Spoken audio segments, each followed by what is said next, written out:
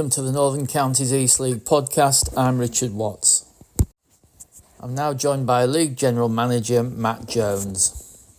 Hello and welcome to the official podcast of the Northern Counties East League. The weekend's league action decided the final two Premier Division playoff spots and extended the Division 1 title race. Beverley Town and Thackley secured their playoff positions with wins. Both teams won their matches, with Beverley defeating Tadcaster Albion 1-0 and Thackley winning 3-0 against Barton Town. That allows them to advance in the promotion playoffs at the expense of Albion Sports, who miss out by 2 points after a 3-1 defeat at Handsworth on the final day. Champions Silsden ended their season with an incredible victory, winning 6-4 away at Rossington Main to finish 9 points clear at the top of the table. Rather unusually, all 10 goals in the game were scored by 10 different players. Second place Hallam were pegged back for a 3-3 draw by an injury time equaliser from James Isles for visitors Goole. An excellent point for the Vikings, but they still end the season in bottom spot as they were overtaken on goal difference by Winterton Rangers, who grabbed a vital victory, winning 2-1 against Knaresborough Town.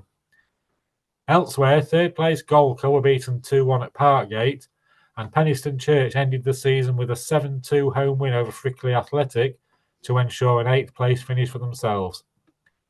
In Division 1, the title race remains tight as all three title-chasing teams achieved crucial victories, and the battle to avoid relegation between Dronfield Town and Nostell was decided. Horbury Town, Wakefield and Wombwell Town all won their matches, keeping the title race competitive as Horbury maintains a 4-point lead at the top.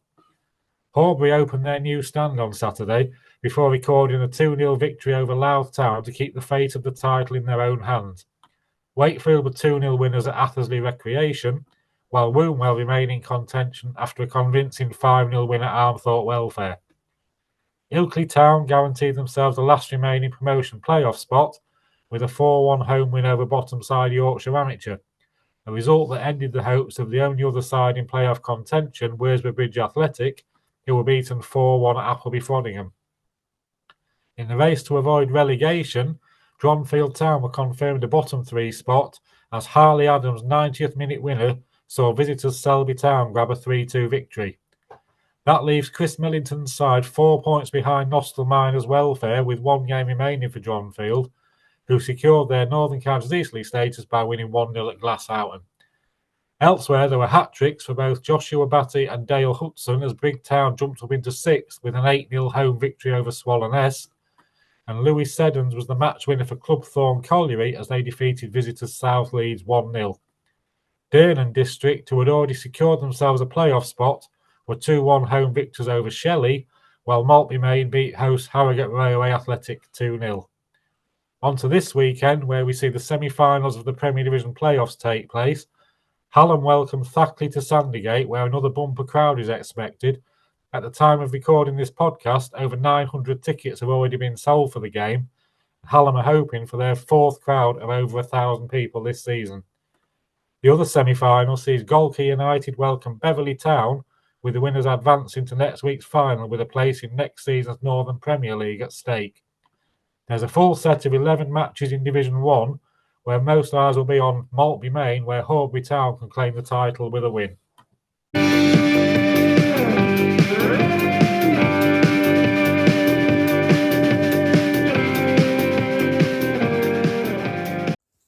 Next up, NCEL talk. I'll hand straight over to host Aaron Walton. Well, it's come to the business end of the season on the podcast, and I've got a full house with me tonight. I've got Adam, Jordan, Bob, Si, and me, Aaron. So, hello, everybody. Good evening. Hello. So, let's start, and me and Bob will take a backward step, Bob, because it's all happening in Division 1, isn't it? It certainly is. Let's start with the nail-biting tales in Division 1. So, top of the table then, Horbury. They beat a much-revived Louth Town, didn't they, at the Pulse Hire Stadium, 2-0. So, nice to see Joe Jagger scoring on the score sheet and Bojan with a late goal. Settle the nerves. How was the game then, Jordan? Well, first of all, can you hear me? And then we'll go from there. I can hear you. It's a good start.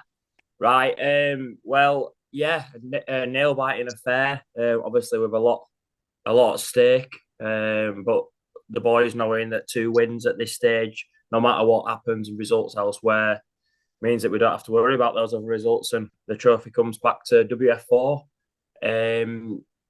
Yeah, a bit of a nervy first 20 minutes. I think Louth just kind of sat back and just wanted to frustrate us. We got the goal after, I think, about half an hour from, as you said before, Joe Jagger. Great for him to get back on the score sheet. He's finally getting back to full fitness now, which is great.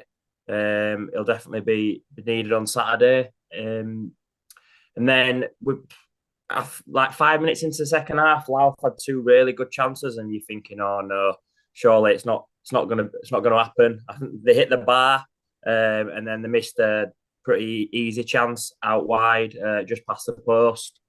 And then we got a second with the way that Horbury score quite a lot of goals.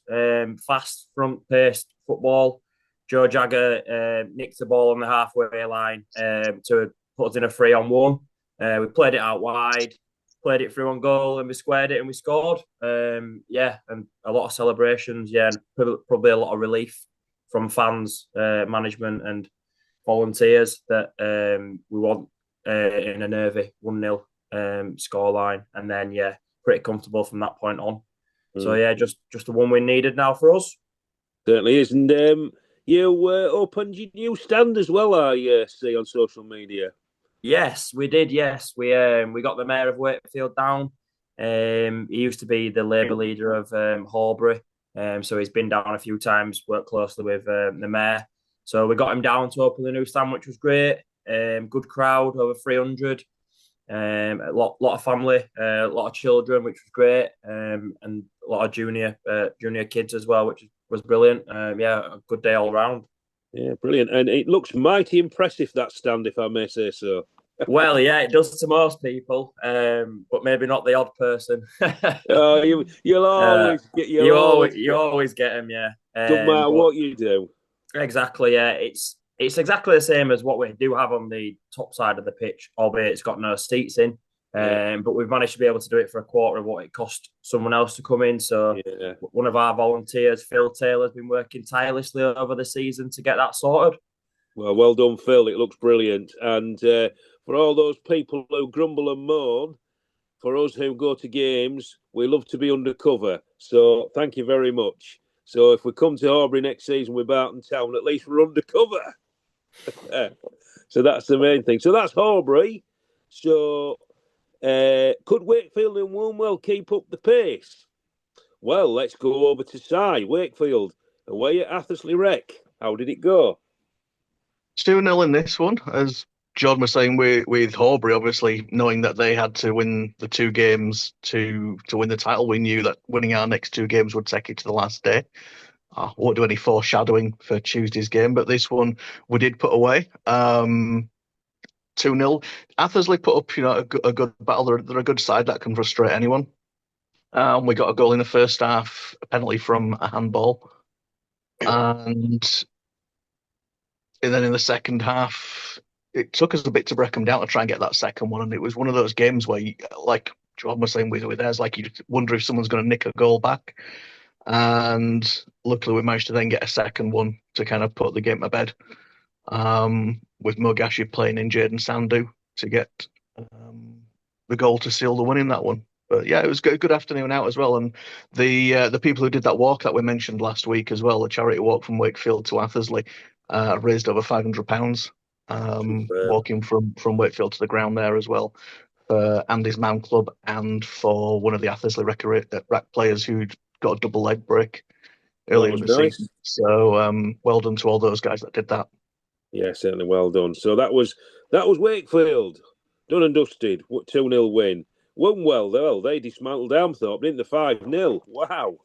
So that was a good win. So that's all keeping up the pressure. So they actually played 80 minutes with 10 men as well, did Woolwell. It was 0-0, and after 9 minutes, the keeper got sent off.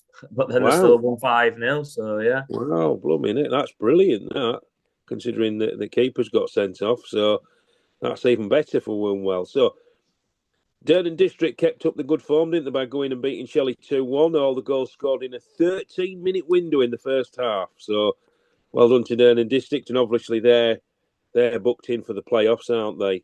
And Ilkley Town brushed aside Yorkshire Amateurs 4-1 to again keep that winning form going and into the last weekend of fixtures elsewhere. So they're sort of all, we sort of know really who's going to be in the playoffs, don't we? Apart from two teams. So we'll come on to that later. Appleby Frodingham, they sort of closing the season. They beat Wasborough 4-1. Doesn't help Frodingham, however, but that's probably their best win of the season. I'm not sure if they got some early on, but that's probably the best win of the season. Brigtown, oh dear, so much so late. Hierarchy wanted a reaction, didn't they, to the new management team of Steve McCarran and Martin Pembleton? And they certainly got it, didn't they? 8 of the best against Wallenest. 2 hat-tricks for Josh Batty and Dale Hudson. And that's 37 for the Batmeister this season. And with a game against Wakey away to come, could he add to his mighty tally? One never knows. Got to keep him quiet. Clubthorne beat South Leeds in a close contest, 1-0. And the already doomed Dronfield Town lost by the odd goal against Selby 3-2. And Nostell finishing with a flurry, continue with a 1-0 win away at Glasshoughton. With that, another good goal machine. Nostell's Grashan Klimchak, I think I've pronounced it right, 22 for this season. And to be honest, that's not a bad goal tally for a team who have been down at the bottom, isn't it, really? It's a really good goal tally. And Nostell winning, it guaranteed them staying up, didn't it, for that result? Yeah. After Dronfield lost, I'm just wondering if one or two teams might be looking at Mr. Klimchak. If he can score in a team that aren't performing particularly well all season, they might want him in their team. One never knows. So Harrogate Rail lost out at home to Maltby Main 2-0 with another goal meister on target, Ash Flynn. That's 34 for the season. So that's all done and dusted for now on the Saturday in the Division 1. And if we quickly look at the Premiership, that finally closed the curtain, didn't it, with all the... Well, almost. There was a midweek game, wasn't there, Bob? Handsworth and Knaresborough. All eyes were on the 3 teams vying for the last 2 playoff spots. Beverley Town left it incredibly late to beat Tadcaster away 1-0. The highly talented Lucas Lubrich in the 90th minute. That saw Tadcaster Albion's manager, Mick O'Connell, part ways, didn't they? It's sad to see. He's been there a couple of seasons, hasn't he? Well, he came in, he stabilised them, didn't he, when they came down, and obviously they weren't happy with this season, and I think he's done okay, to be honest. I like Mick. And the thing is, they lost the top scorer to Beverley, didn't they, halfway through the season? Which wouldn't help. Yeah, it doesn't help, does it? So, and this is what they've got to put up with. But I wish Mick all the best, and I'm sure he'll be in management again pretty soon because he's a really good, talented manager, and I don't think he'll be out of work soon. So Albion, they needed results away at a tricky Handsworth on the old 4G at Oliver's Mount. Albion are obviously no strangers to the touch of the 4G as they play home games at the Horsefall Stadium. Again, another 4G pitch. But Albion lost out 3-1, didn't they? So Handsworth taking the lead on 27 minutes. Then 2 quick goals from both teams. And Harry Jessup scoring 2 minutes after to make it 3-1. An insurmountable mountain to climb for Albion. So Albion were sort of looking to see possibly what Thackley could do. Well, Thackley were at home at the old Denny Field against my team, Barton Town. Oh dear.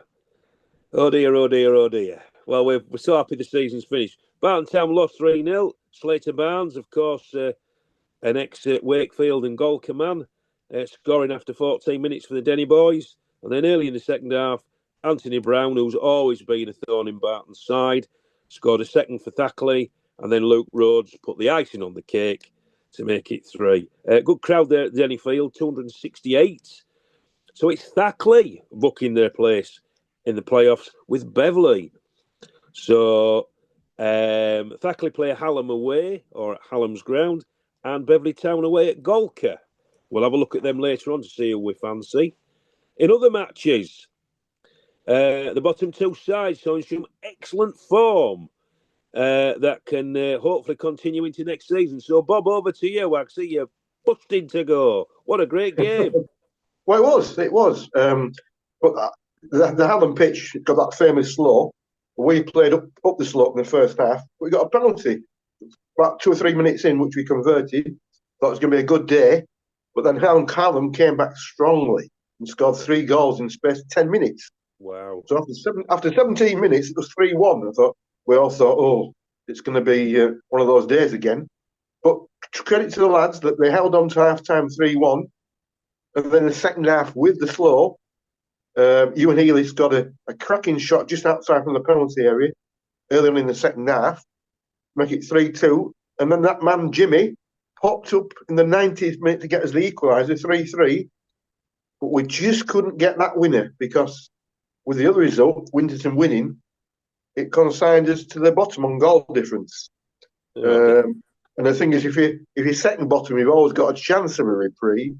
But as you know, when you're the bottom, you won't get a reprieve. But at least we know where we're standing for next year. We're playing Division 1. But we took a busload of supporters, which was funded by the supporters club. They put their bus on.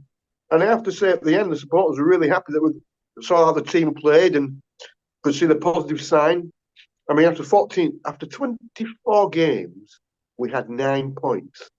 In the next 14, we've got 18. So we are going in the right direction. So sometimes you've got to take a step back to go forward. And that's what we're probably thinking for the next season, you know. But the club announced the day before that they are keeping Rian on, Rian Potts and Jamie Smith, to build on what we've had in the last 14 games, which I think is the correct decision because there's been too many changes at Gould in the last few seasons.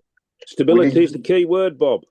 Yeah, that's what we need at Gould. Yeah. And so I think it's a good move. So we look forward to next season because obviously the 3G will be laid then. The new stand won't be ready, but we will still have to play at Gould and hopefully the future could be a bit brighter for us. Fingers crossed.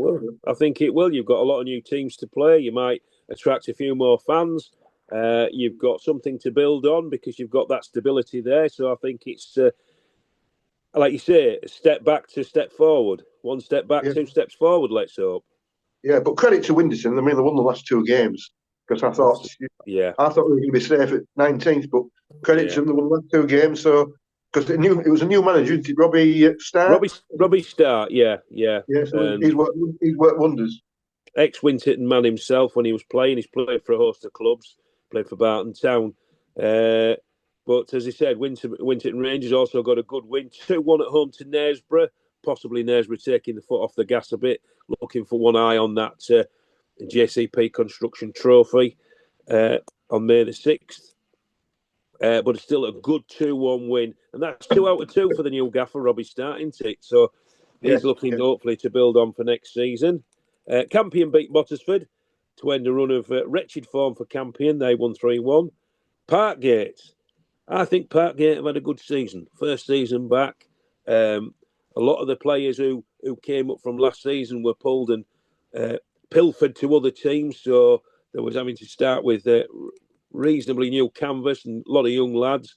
And they beat Golka 2-1. As I say, to commit a very good campaign back in the Premiership. Finishing 11th on 52 points. So well done to everybody involved at Parkgate there. Penistone Church brought the curtain down on Steve Lenthal's managerial career for Penistone with a 7-2 victory over Frickley. So I see you got a guard of honour going off the pitch, and Steve's been there a long while. So I wish him all the best in his retirement, Stephen. And I see Brett Lovell, and I can't remember who the other guy is, taking over. Can you remember, Bob? John Whitehead. Co-manager John Whitehead. Old Whitehead, yes. I've got to know. Yeah, they're taking over. So again, they don't sort of change too much at Penistone. They keep the ball rolling. And I think that's really good for Penistone to have those 2 guys in charge. Let's have a look. Pickering Town and Eccleshill United played out a 1-1 draw. And an absolute goal fest at Oxford Road. Rossington losing out to champions-elect Silsden 6-4. Now, that's Adam's team when it can go to watch them. I suppose you want there, Adam, you'll be watching your beloved Doncaster, wasn't you? Yeah, I were in Cheltenham, but we had an early kick-off, so we're following the result quite closely. And to be honest, I couldn't believe what I was seeing when I was seeing all updates coming. It was crazy. I mean, I was checking now and again. I saw obviously 1-0, 1-1, and then 3-3 at half time, and then check again about 20 minutes later, it's 5-3, and then full time it's 6-4. I mean, yeah, certainly NCEL with a bang.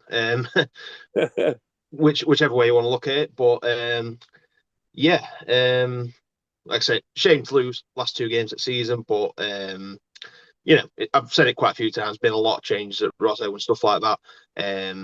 Lost a lot of experience, obviously changing manager and stuff like that. So finished 13th in the end, which after last season, it on paper it seems pretty disappointing, but it could have been a lot worse at the same time as well, with just the amount of changes and players going out, new young players coming in, stuff like that. So hopefully I've got someone, like I say, they can rebuild a bit, get a bit of experience in there as well, because like Ross, Hannah, Greg Young, you don't know if it's how much longer they're going to carry on for. So yeah, be interesting to see how it goes next season. Definitely will at Rossington. I think they'll do all right next season. Yeah. So what was remarkable about that game, though, did you notice, guys? 10 different scorers. That must be a record. Yeah, it must be. Yeah, 10 different scorers. Wow. I bet the scorekeeper. I bet the referee's pencil broke. It was putting that many players down. Hope he could spell better than me. Anyway, so that was the finish of the Premiership. So we're all done and dusted. We know who's playing who. We know Silsden the champions, etc., etc. So midweek again, we'll go back into Division 1. Incredibly important two games. They know what they had to do. Wakefield played Maltby Main. Si, I'm going to go over to you. Can we go to Woolwell first? Okay, that's fine. There's nobody from Woolwell on here. I've been dreading this part for 2 days because it's so difficult. Because you don't want to be too down about it and stuff. Obviously, we're going to get to the point where we'd recovered from the shocking start to the season we had. We got back towards the top and thought, if we just win this match, we take it into the last day, and then fluffed it. Yeah, it just wasn't. Maltby were much better on the night, deserved the win. Ash Flynn, that's what I don't want to call it, like a masterclass, but he's a quality striker, and never got his chance to show when he was at Wakefield what he could do. But certainly did in this one. Scored a penalty in the first half, which looked about fair. There was a player got a nudge in the back, sort of recovering. And you're going to go down in that sort of situation. Gives the referee no choice really. So they took the lead through a penalty, and we thought, right, we need to bounce back in the second half. And then within 8 minutes of the second half starting, Ashes played through on goal and manages to slot home to make it 2-0. And probably had another couple of chances as well to add to that for his hat trick, but pulled it wide a couple of times. Pulled one back on 90 minutes, and you thought, I mean, even then, it wouldn't have made any difference at that point because we needed to win. So even if we'd have managed to snatch a draw, it wouldn't have changed anything. We needed a win. So yeah, bit disappointing, but we know what we've got to do now. We know we've got playoffs. The other two teams have still got something to play for, and best of luck to them. We are where we are, and we just got to recover and try again now. So that's your team. So that's Wakefield. So Woolwell, they needed a victory to keep their championship fight going, didn't they? And what was the score? 2-0 to Woolwell, that one.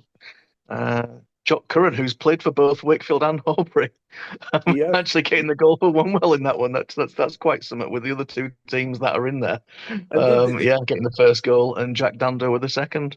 Has Jack Dando played for you as well? Not for us, no. Oh, I can't remember who he's played for. Yeah, but so Wilmwell taking it down to the last Saturday of the season then. I think Wunwell also had 10 men again in this game for 80 minutes once again. Their winger, Josh Nodder, got sent off and it were 0-0 at the time.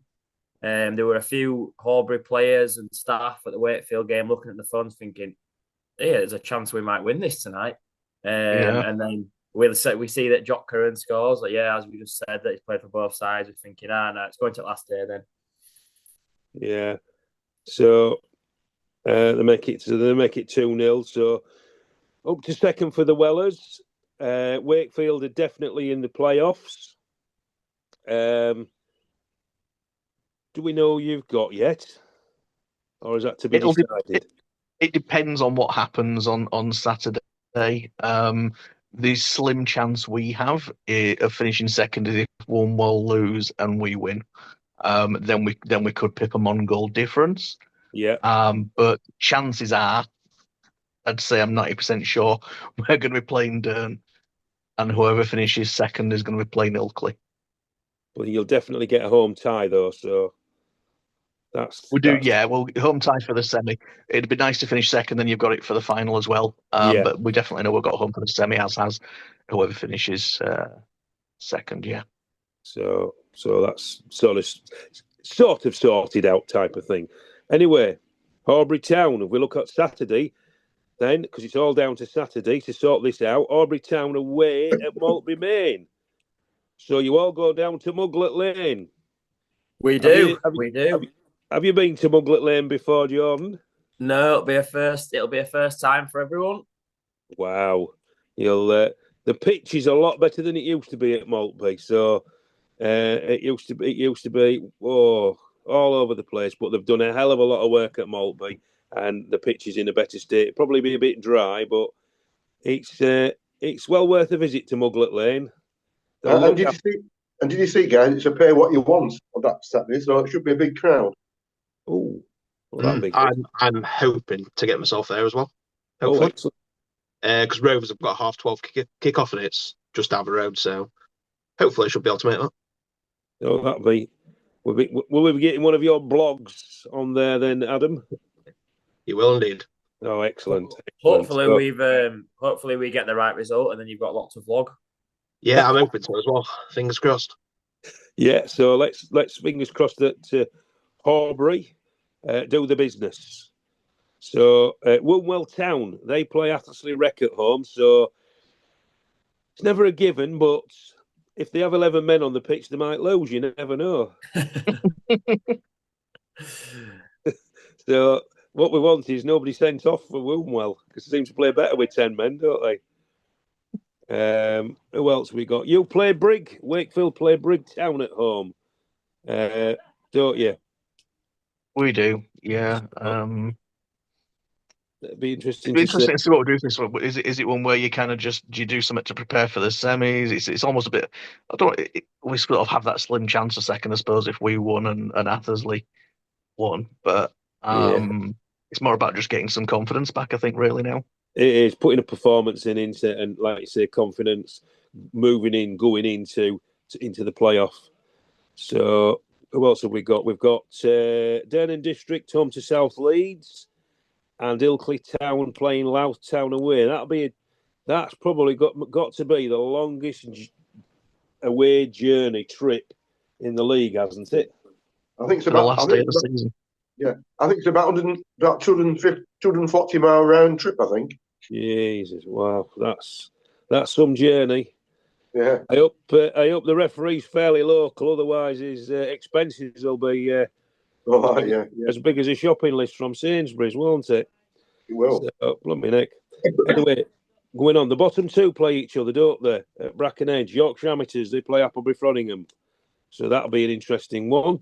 And Dronfield Town, the other team, obviously have been possibly relegated, play away at Shelley.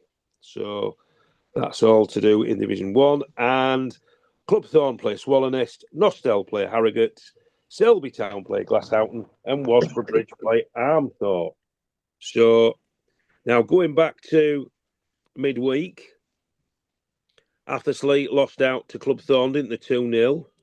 We did. And Louth Town beat Glassoutton 3-2 at Leeds Road. So Louth Town doing well. So, and there was a very, very, very, very, very important game at Beverley, wasn't there, Tuesday night? Yes. Beverley won 3-2 on the. I think they scored in the 90th minute. I think Beverley to get the winner. The 90th minute. I Best saw time to score. our good friend Joe Skelton was there doing his blog. Beverley went 2-0 up, looking like they were coasting at half time, second half, and it was a completely different game as Silsden got one back, and then Robbie Fox scored a lovely goal to make it 2-2. Then it was a little bit backwards and forwards. Not a massive amount of quality football played, but it was exciting. And then Cam Connolly came up in the 90th minute to squeeze it in the bottom corner to make it 3-2 to Beverley. And believe it or not, Cam Connolly had two easier chances early on in the second half and fluffed both of them and scored the hardest one. So well done to Beverley. So they have had one hell of a season, haven't they, really, when you think about it? Yeah. Who was it that said Beverley last week when we were doing this prediction? I know I said Silsden, so it wasn't me, but there was one person that said Beverley. Was it you, Aaron? Possibly because I'm scared of Dave Ricardo. Yeah, it was. Yeah. I went to Silsden. So, yeah, well, I know Dave well because he was Barton Town's manager, so I know Dave well, and I know the other two guys who help him out as well. So well done to Beverley. Look forward to going to the final and see how they get on. I quite fancy Beverley actually against Knaresborough. Knaresborough are a difficult team to beat. Got a wonderful keeper, but I fancy Beverley. And it's at the Attis Arena at Scunthorpe United. We were there last year, weren't we, Bob? Watching Parkgate beat Emley. Yeah, that was a good game, that wasn't it? A very good game. Parkgate were. I think if Parkgate could have kept that team together, yes, I think they would have been up near the playoffs this season. Don't you, Bob? They had Ross Duggan leading the attack, but I think he left Parkgate, didn't he? He did. I don't know where he's gone now, but he was the main man at front. Yeah. Is it Claycross now? Is it Claycross? Yeah. Thanks, Adam. So, I think Ross has had more clubs than Arnold Palmer, hasn't he? So there you go. So Beverley Town versus Knaresborough Town at the Attis Arena, Tuesday the May the 6th. If you all want to get down and watch the game, support the two teams and the NCEL League. So there was a few more games, weren't there? West Riding County Cup semi-final, Bob, wasn't there? Yeah, there was Campion and Route 1. Is it Route 1 Rovers? And Route 1 Rovers, they won 2-1, didn't they? They did. Route 1 Rovers, yeah. Bradford team as well. I don't know if they could possibly come into our league. I'm not sure. I've heard a few talks that they could be potentially moving sideways. Yeah, moving sideways, yeah. They share grounds with Steeton, don't they?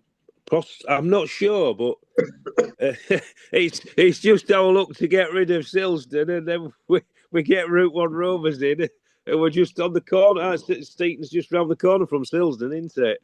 So, but I don't know. Anyway, so that was that one. So Campion have bowed out at the semi-finals. It'd have been nice for Campion to get to the finals. And the NCEL Premier Division's last game, Handsworth 4, Knaresborough Town 1.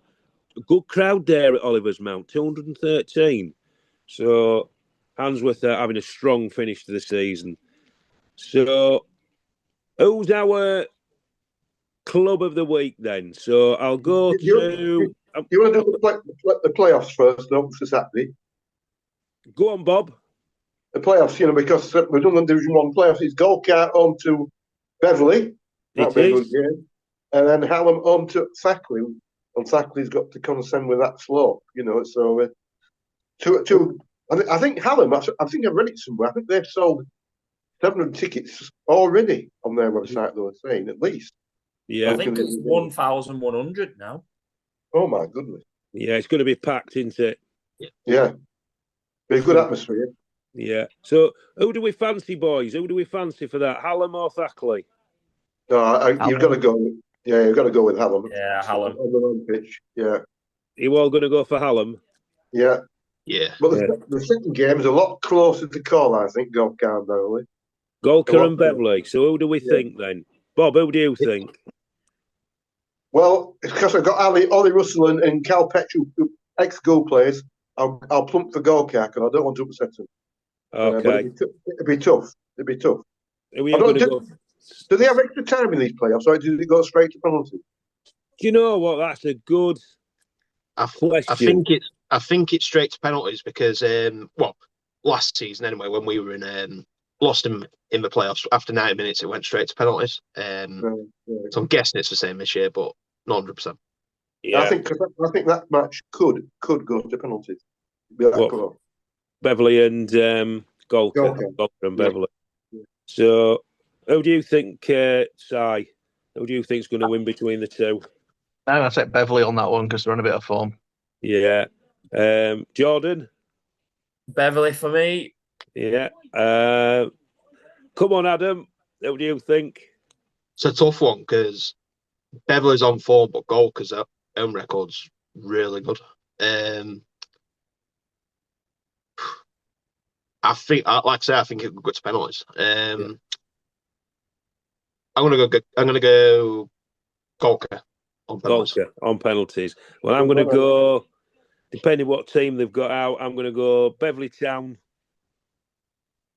2-1. Beverley Town 2-1. So I could be wrong, but it all depends what team they've got out, as well as Golcar. So they've got the James Piercy at the back. He played really well on Tuesday night, like a man mountain. Superb, headed everything. So it's a good job the referee didn't get in the way. They'd headed him as well. So that's that one. So our clubs of the week then, or team of the week. I'll go with Jordan, your team of the week. I'm going to go for Beverley Town. Our good friends at Beverley. Obviously, they scored in the last minute, which has put them in the playoffs, albeit I think they would have been in the playoffs anyway, even if it had been 0-0. And then, obviously, the fantastic win in the League Cup against Silsden. So, rooting for them in the playoffs and in the League Cup final. So that's Beverley Town for you, Jordan. Si? I had them in contention, but I'm going to go for Woolwell then. Did what we couldn't do. Took the 2 wins they needed to try and take it to last day of the season. Yeah. Especially with 10 men in both matches as well. So yeah. Yeah, let's hope they have 11 on Saturday. No, that's very, very magnanimous of you, Si. Well done. Who have we got now? Bob? Yeah, well, I'm going to agree with Sam. I'm going to go for Woolwell. 5-0 at Armthorpe and 2-0 at Harrogate. 7 goals without reply. They're in good form, and they've got a chance of the championship. But it's not in their hands; it's all in Horbury's hands. But they've got a chance, haven't they? So they would be my team of the week. That's good. And Adam, I'm going to go for the team who closed the Prem season off. I'm going with Handsworth. 2 very good wins against Albion and Knaresborough. Like I said, nothing really to play for, but we're still going out and got 2 solid wins and finished kind of best of the rest who were just outside of the playoffs. Yeah, I think they just kept that the momentum going. I think they would have been up there, but they sometimes drop off a little bit. But definitely a team to contend with for next season. And I'm going to chuck my 2 pence in. I'm going to go with Winchton Rangers simply because they've had a torrid season. And with the new managers come in, and they've had 2 wins. So well done, Robbie Start, and let's hope that is the start of Winterton's revival. So well done to them. So if I can just close on, we've gone through everything. I don't think I've missed everything, have I? Bobby, you usually know if I've missed anything. No, I think you've covered everything, Aaron. Thank you very much. I usually do write my notes back to front sometimes, so I miss a page out. Just looking at crowds, I was surprised when I looked at the Premiership, the as a whole, the NCEL Prem down by 6.5%. I was very surprised with that, wasn't you, Bob?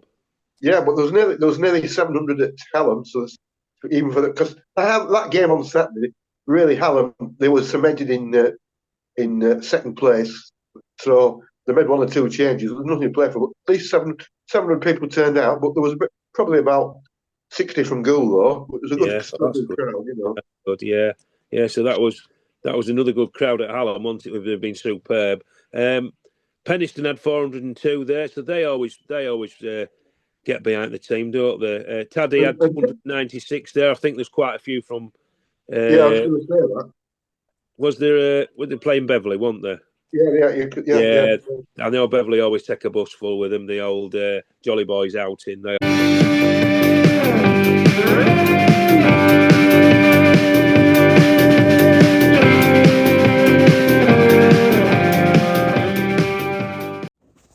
That's it for this edition. If you've got any news for the podcast or you'd like to appear on the podcast, please email ncelpodcast@gmail.com. Thanks for listening.